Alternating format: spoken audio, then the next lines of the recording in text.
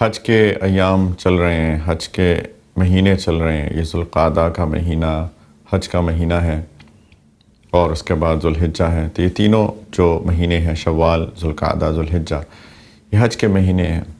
حج کی فلسفی سمجھنے کی ضرورت ہے۔ ہم نے پچھلے ہفتے بات کی تھی حج کی اہمیت پہ کہ یہ 5 پلرز میں سے ایک پلر ہے، روحانیت کی غذا ہے، روحانیت کی ایک بوسٹر ڈوز ہے۔ ہم نے اس پرسپیکٹو سے اس کے بارے میں بات کی تھی، لیکن اس کا ایک اور پرسپیکٹو جاننے کی اشد ضرورت ہے۔ اللہ تعالیٰ ہمارے رب ہیں، خالق ہیں، رب ہیں۔ خالق کا مطلب اللہ نے ہمیں بنایا ہے، ہمیں اللہ کی طرف سے ہم آئے ہیں، اللہ تعالیٰ کے پاس واپس جانے والے ہیں ہم سارے لوگ۔ انا للہ و انا الیہ راجعون کا یہی مطلب ہے۔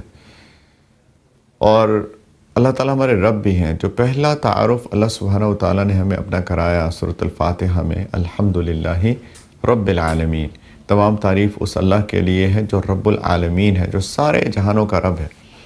رب کا کیا مطلب ہے؟ رب کا مطلب ہے پالنے والا، جس طرح اردو میں اس کا ترجمہ کرتے ہیں، جو ہماری ساری کی ساری ضروریات کا خیال کرتا ہے، ہماری ساری ضروریات ہم کو دیتا ہے۔ ماں کے پیٹ کے اندر کس طریقے سے اللہ تعالیٰ سارا نظام چلاتے ہیں کہ اس بچے کی ساری نشو و نما، اس کی ساری غذائیت، اس کی ساری نرشمنٹ، وہ بچے کے پیٹ میں اللہ تعالیٰ نے نظام بنایا۔ کس طریقے سے امبیلیکل کورڈ کے ذریعے بچہ جو ہے وہ ماں کے جسم کے ساتھ اس کا کنیکشن ہوتا ہے، اور اس کو ساری اس کی غذا مل رہی ہے۔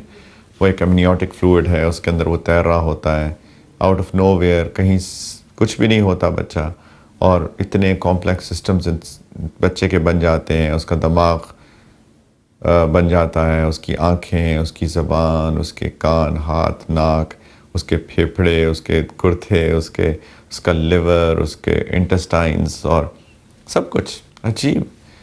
اسی لیے اللہ تعالیٰ نے فرمایا کہ زمین میں نشانیاں ہیں یقین والوں کے لیے، وفی انفسکم افلا تبصرون، تمہارے اندر بھی تو کتنی نشانیاں دیکھتے نہیں ہو، دیکھو تو صحیح تمہارے اندر قدرت کی کتنی نشانیاں ہیں کہ تمہیں بنانے والا کوئی ہے۔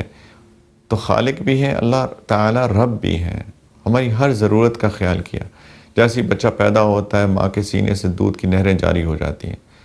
وہ ماں کا سینہ جو کہ پہلے خشک تھا، ایک دم سے دودھ کہاں سے آ گیا؟ تو اللہ تعالیٰ نے وہاں بھی پالا ہم کو۔ پھر جیسے جیسے جیسے جیسے اس بچے کی ضروریات بڑھتی جاتی ہیں، ویسے ویسے اس کی ضروریات پوری ہوتی جاتی ہیں۔ انسان کے جتنے سسٹمز ہیں اس کی ضروریات پوری ہو رہی ہیں۔ ہم کھانا کھاتے ہیں، وہ کھانا جسم کی جتنی ضروریات ہیں ان سب ضروریات کو پورا کرنے کے لیے اپنا رول پلے کر رہا ہے۔ ہمیں کوئی چوٹ لگتی ہے، کوئی کٹ لگتا ہے، پورا جسم کا نظام حرکت میں آ جاتا ہے کہ اس چوٹ کو ہیل کیسے کرنا ہے۔ ہمارے اندر اپنا ایک ڈاکٹر موجود ہے، سب سے بڑا ڈاکٹر تمہارے اندر موجود ہے، ایک نیچرل ڈاکٹر، ایک نیچرل سسٹم، ایک فطری نظام۔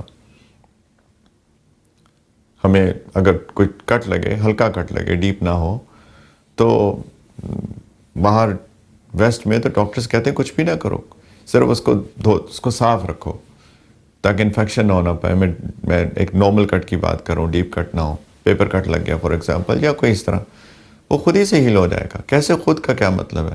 اس کا مطلب ہے کہ اندر کا نظام، فطری نظام اللہ کی طرف سے ایسا ہے کہ پورا جو جسم کا میکانزم ہے وہ اس کو ٹھیک کرنے میں لگ جاتا ہے۔ اور ہم اس کے بارے میں بات کریں تو کرتے ہی جائیں گے، لیکن میرا کہنے کا مقصد صرف یہ ہے کہ وہ رب العالمین ہے، ہم سب کی ضروریات کا خیال کرنے والا، ہمیں پال رہا ہے۔